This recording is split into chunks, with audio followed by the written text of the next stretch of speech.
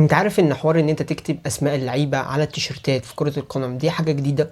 دي حاجه مستحدثه من حدود مثلا من 60 او 70 سنه، بس مش من فتره كبيره، يعني مش من اول مثلا ما الكوره ابتدت، لا. الحوار ده جديد. طب امتى الحوار ده بدا وامتى؟ وايه الفكره جت منين وايه الدنيا؟ بس انا نخش الفيديو يا شباب، لسه مش اشتراك انزل اعمل اشتراك وفعل زر الجرس عشان يوصلك كل جديد. بس قبل كتابه اسماء اللعيبه على التيشيرتات من ورا في كره القدم كان بيتكتب رقم بس.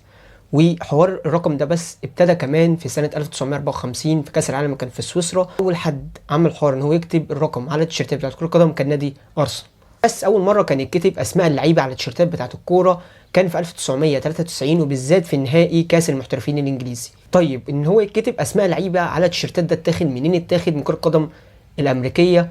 طب وبعديها بسنة في 1994 الفيفا أصدرت أو أمرت إن هو يتطبق على كل الأندية في العالم كله، وطبقت الحوار ده إن هو يكتب الأسماء على التيشيرتات. وبعد ما ألزمت بقى الفيفا إن كل الأندية تعمل حوار إن هو يكتب الأسماء على التيشيرتات وعلى القمصان.